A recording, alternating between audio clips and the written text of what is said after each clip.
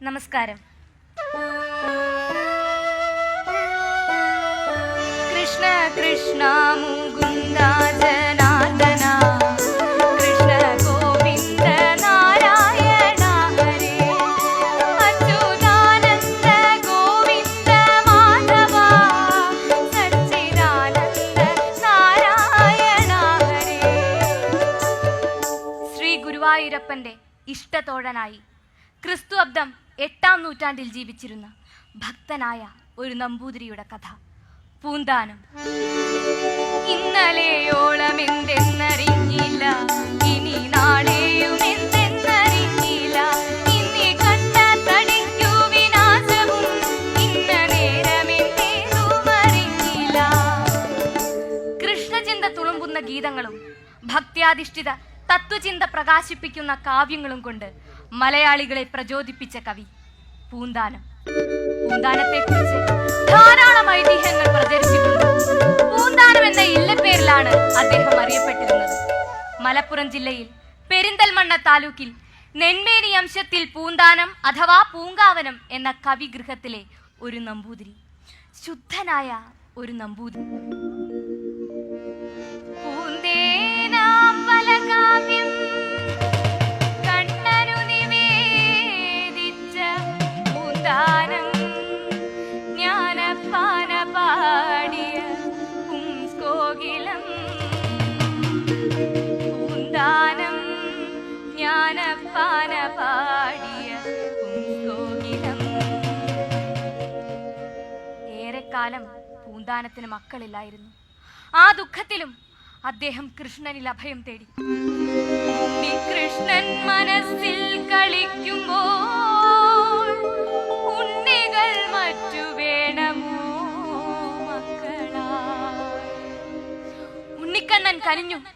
വളരെ കാലത്തെ പ്രാർത്ഥനയ്ക്ക് ശേഷം പൂന്താനത്തിന് ഒരു ഉണ്ണി പിറന്നു.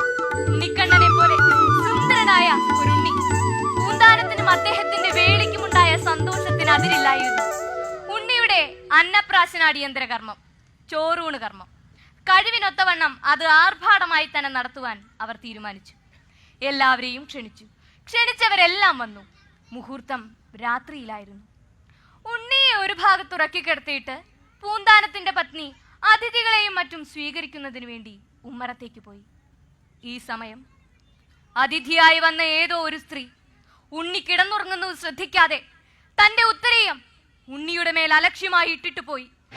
പിന്നാലെ വന്ന മറ്റൊരു സ്ത്രീ അവരുടെ മേൽ കൊണ്ടൂരി അവിടെ ഇട്ടു.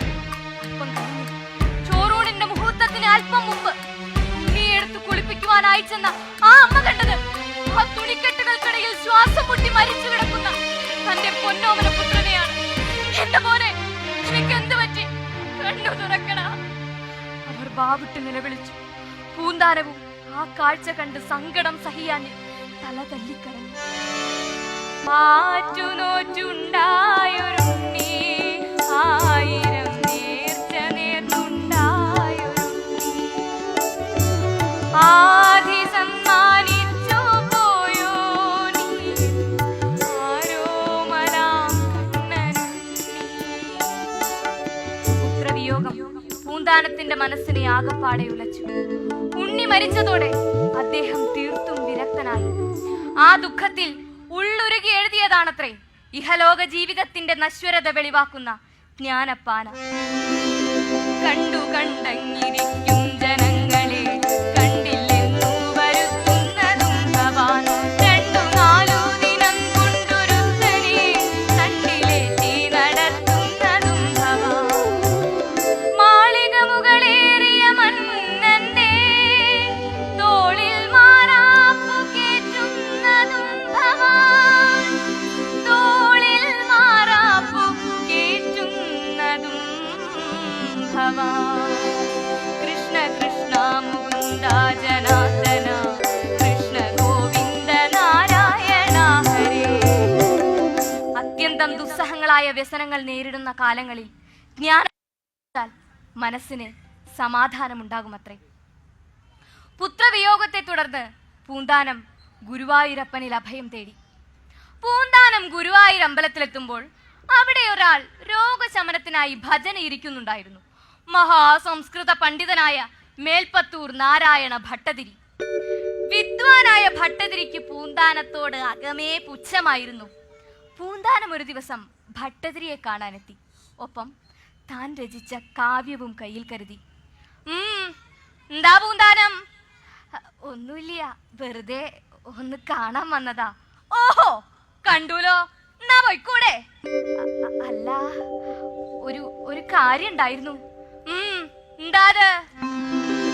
ഉണ്ടൊരു കൃതി, അല്ല വികൃതി, എന്റേതായി ചൊൽക്കൊണ്ടെഴുമങ്ങുന്നതിൻ പിഴകൾ തീർത്താൽ കൊള്ളാം. ഭട്ടതിരി പുച്ഛത്തോടെ പൂന്താനത്ത് നോക്കി. ഇത് സംസ്കൃത കാവ്യാണോ? അല്ലല്ലോ.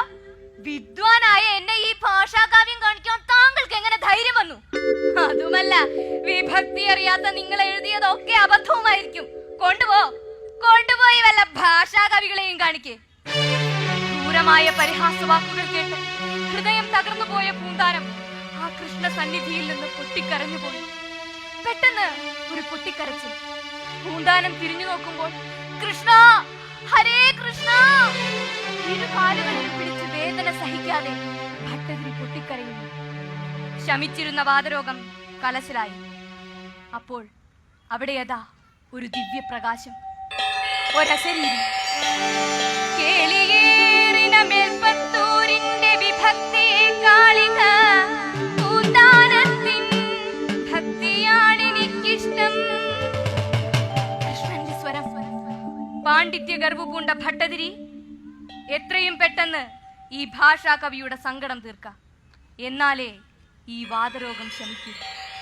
പൂന്താനത്തോടുള്ള ദൈവപ്രീതി കേട്ട് ഭട്ടതിരി അന്തം പെട്ടു. പൂന്താനത്തിന്റെ കാല് പിടിച്ച് മാപ്പ് അപേക്ഷിച്ചു. ആ ഭാഷാ കാവ്യം വായിച്ച് ഭട്ടതിരി പ്രശംസിച്ചു. പൂന്താനത്തെ അപമാനിക്കുന്നത് ഗുരുവായൂരപ്പൻ സഹിക്കില്ല. അത്രയ്ക്കാണ് ആ ഭക്തനോടുള്ള പ്രേമം.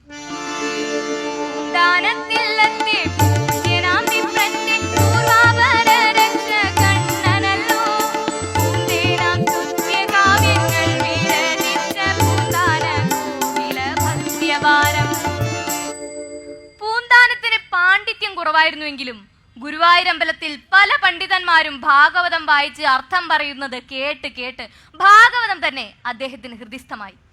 ആര് ഭാഗവതം വായിച്ചാലും അർത്ഥം പറയാൻ പൂന്താനം വേണമെന്നായി ആളുകൾക്ക്. അതോടെ പണ്ഡിതന്മാർക്ക് പൂന്താനത്തോട് അസൂയയുമായി. ഇയാളെ ഒരു പാഠം പഠിപ്പിക്കണം അവർ തീരുമാനിച്ചു. അന്ന് ഗുരുവായൂരപ്പന് ഏറ്റവും പ്രിയപ്പെട്ട രുക്മിണി സ്വയംവരമായിരുന്നു ഭാഗം. രുക്മിണിയുടെ ദൂതുമായി ഒരു ബ്രാഹ്മണൻ കൃഷ്ണനെ കാണാൻ ചെന്നതാണ് സന്ദർഭം. രുക്മിണി ഇങ്ങനെയൊക്കെ പറഞ്ഞേ ഒരെഴുത്തും കൊടുത്തയച്ചു എന്ന് പൂന്താനം അർത്ഥം പറഞ്ഞു. ഹേ, ആ പറഞ്ഞത് ശരിയല്ല. എഴുത്ത് കൊടുത്തയച്ചു എന്ന് ഏത് ശ്ലോകത്തിലാണ് പറഞ്ഞിട്ടുള്ളത്? പൂന്താനം ഇളിഭ്യനായി. അപ്പോൾ ശ്രീകോവിലിനകത്തു നിന്ന് ഒരശരീരിയുണ്ടായി. എഴുത്തു കൊടുത്തയച്ചില്ല എന്ന് ഏത് ശ്ലോകത്തിലാണ് പറഞ്ഞിട്ടുള്ളത്? ആ പണ്ഡിതൻ എന്റെ അടുക്കിലേക്ക് വന്നപ്പോൾ രുക്മിണിയുടെ ഒരെഴുത്തുകൂടി കൊണ്ടുവന്നിരുന്നു. സാക്ഷാൽ കൃഷ്ണന്റെ ശബ്ദം കേട്ട് അവിടെ കൂടിയിരുന്നവർ അത്ഭുതപ്പെട്ടു. കൃഷ്ണൻ പൂന്താനത്തിന്റെ രക്ഷയ്ക്കെത്തി.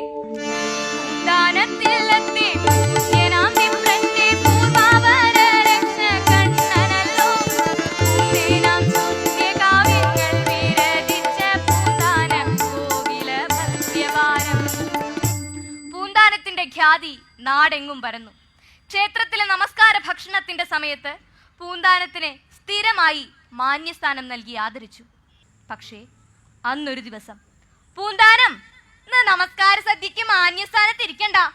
ക്ഷേത്രത്തിൽ മഹാപണ്ഡിതൻ വന്നിരിക്കുന്നു. വിദ്വാനും വേദാർഹനുമായ ഇദ്ദേഹത്തിനു വേണ്ടി പൂന്താനം സ്ഥാനം ഒഴിഞ്ഞു കൊടുക്കുക. ക്ഷേത്രാധികാരികളുടെ തീരുമാനം പൂന്താനത്തെ ദുഃഖിതനാക്കി. ആ സ്ഥാനം ഒഴിഞ്ഞു കൊടുക്കാൻ പൂന്താനം വിഷമിച്ചു. ഒഴിഞ്ഞു കൊടുക്കില്ലെന്നോ? ഇത്രയ്ക്ക് അഹങ്കാരായോ? എഴുന്നേറ്റ് പോണം. ഞാൻ പോവില്ല. എന്ത്? ആരുമില്ല ഇയാളെ പിടിച്ച് പുറത്താക്കാൻ? ക്ഷേത്രാധികാരികൾ പൂന്താനത്തെ പിടിച്ചു വലിച്ച് അവിടെ എഴുന്നേറ്റു. അദ്ദേഹം കണ്ണുനീർ പൊഴിച്ചു. വേണ്ട, എനിക്കൊരു സ്ഥാനവും വേണ്ട. കൂടിയല്ല പിറക്കുന്ന നേരത്തും കൂടിയല്ല മരിക്കുന്ന നേരത്തും മധ്യ ഇങ്ങനെ കാണുന്ന നേരത്ത്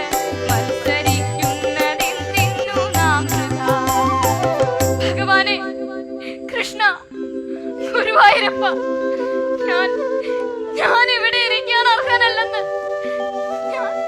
ഞാൻ പോടൂ. അപ്പോൾ ശ്രീകോവിലിനകത്തു നിന്ന് ഒരശരീരിയുണ്ടായി.